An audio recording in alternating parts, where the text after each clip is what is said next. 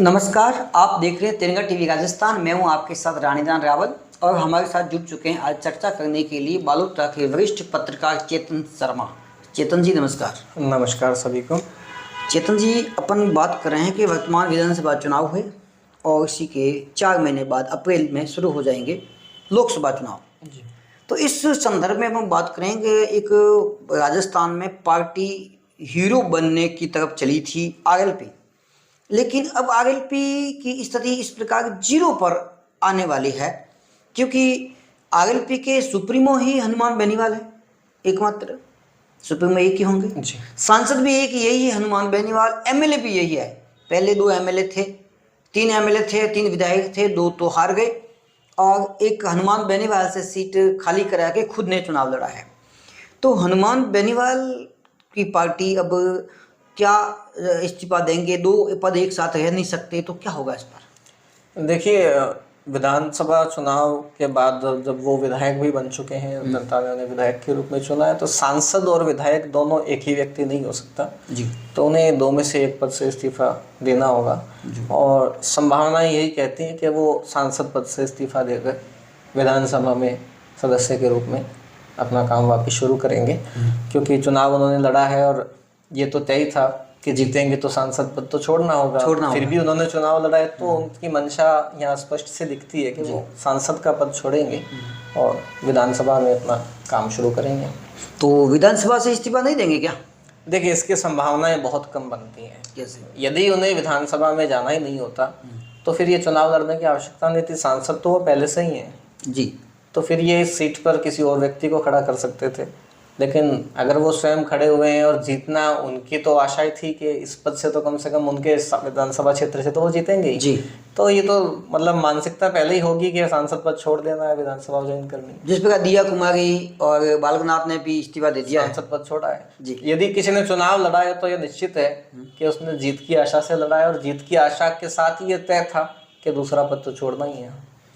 तो आपको क्या लगता है कि हनुमान बेनीवाल को इस पर विश्वास नहीं होगा कि लोकसभा में जीत पाऊंगा, नहीं जीतूंगा? क्योंकि पिछली बार तो बीजेपी से समर्थन लेकर चुनाव लड़े थे, तब जीत गए। तो हो सकता है हनुमान बेनीवाल इस पर विश्वास न हो, इतना कॉन्फिडेंस ना हो कि नागौर से मैं वापस सांसद बनूं, नहीं मैं कम से कम एक बार विधायक तो बनूं। देखिए, ये तो अब पहले नहीं कह सकते कि उनके मन में क्या चल रहा था, लेकिन शायद उन्हें विधानसभा में भी अपना प्रतिनिधित्व दोबारा लेने की इच्छा रही होगी, इसलिए उन्होंने उस सीट से दोबारा विधानसभा में अपनी एंट्री ली है जी। और केंद्र की बात करें तो संसद में केवल वे अकेले ही आरएलपी के सांसद रहे हैं जी। और भाजपा से समर्थन पहले था, फिर उन्होंने समर्थन वापस ले लिया, तो अपनी पार्टी के एक अकेले एकमात्र सांसद वहां रहे जी। और विधानसभा में शायद उन्हें ज़्यादा की आशा रही हो जी, तो इसलिए उन्होंने वापस विधानसभा में आना उचित समझा हो। विधानसभा चुनाव में तो आरएलपी को उतना विश्वास था कम से कम 7, 8, 10 सीटें अपन जीत पाएंगे, जीत लेंगे 7, 8, लेकिन जीती हुई भी हार गए।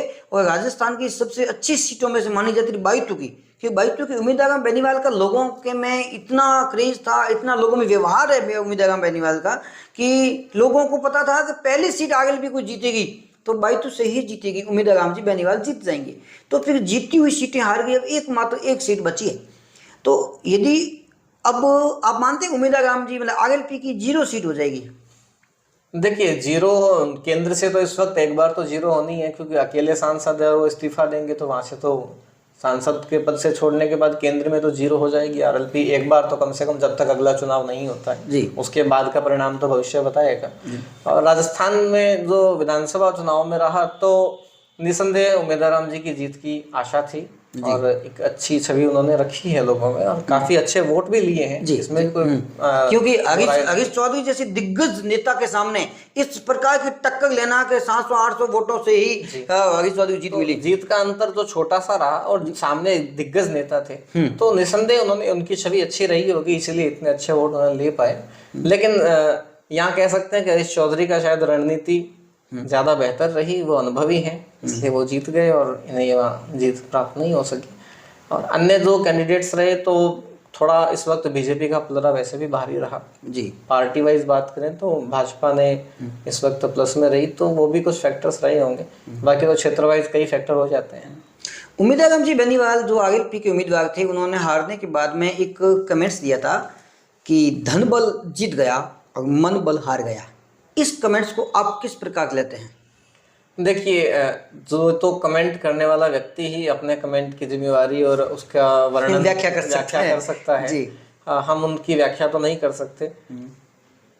अपनी अपनी नजरिया, अपनी उस समय की परिस्थिति और जो अनुभव रहा उस पे व्यक्ति जी कमेंट देता है। तो उनके कमेंट के लिए तो वही जवाब देंगे, हम तो कैसे बताएंगे।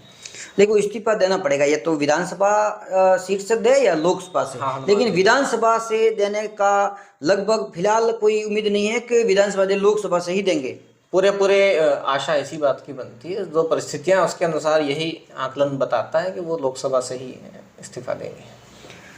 आप हमारे साथ थे बड़ौदा के वरिष्ठ पत्रकार चेतन जी शर्मा, और चर्चा ऐसी बात पर चली कि आखिर उम्मीद हनुमान बेनीवाल जो आरएलपी के सुप्रीमो हैं, तो आरएलपी की से इस्तीफा देंगे।